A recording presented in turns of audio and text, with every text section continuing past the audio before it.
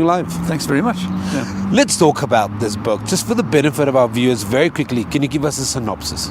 A very short synopsis. It's a South African literary scholar. He's doing research in Italy. He's in Tuscany. And he thinks he's going to have a quiet month in the country, researching it, and then all sorts of things happen to him. You know, he starts meeting people along the way, and they turn up again in the little village where he's staying, and he sort of discovers that he's actually part of a plot that he didn't write himself. And for the rest, I didn't really want to go into because it was going to spoil the story. But that's very briefly the synopsis. Yeah. You have a use of language that's not only incredibly descriptive, but it's, I don't want to use the word magical, but it's the way it bounces off the page, the way you describe, for example, the lights in Venice going out, in Florence going out, the way Michael has to find his way through the dark, and then he meets the old man that was on the bus. Talk to me about that usage of language, and why are you so happy to be so descriptive? Well, it comes with the territory. My territory is English literature. I lectured for 35 years. My favorite writer is Henry James, whose writing is not simple. So I'm attracted to that kind of language, and some people complain, of course, that it's difficult to read because I use these long words, but it comes naturally to me. I do take pleasure in that kind of language, and some people say it's showing off, but the language is there, so use it. And that's why I use the main character, who is a literary scholar, to make it plausible that he would be using that kind of language. Yeah. Talk about Henry James. There's a scene that is, I'm not going to spoil it, it's incredibly funny on the plane where Michael meets Cedric. Yeah. And in actual fact, Michael is trying to read a Henry James novel. Yeah, he's trying, and if you've ever read a Henry James novel, it takes concentration. So while this poor chap is trying to get through this long Jamesian sentence, this guy next to him is asking him all these questions, saying, so why are you reading this stuff? And I tried to set up a contrast between the Jamesian English that Michael is reading and the really substandard English that Cedric is using. So, but it's funny nonetheless. The book is almost in letter form to a character called Jay.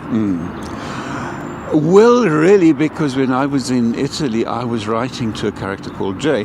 So I thought it's an easy way to get the voice of the character.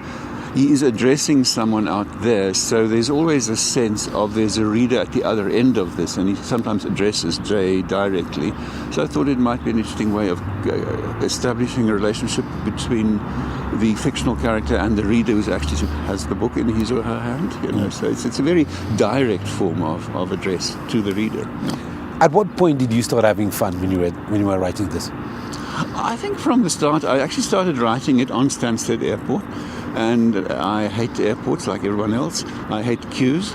So I thought, let me write about this experience of hating queues. And of course, I enjoyed writing about hating it. So from the start, because that does come through in the book from the beginning. At one stage, I thought it was going to be a very dark sort of murder story, and then it sort of turned into a comedy. Right from, I think, when Cedric appeared, it turned into a comedy.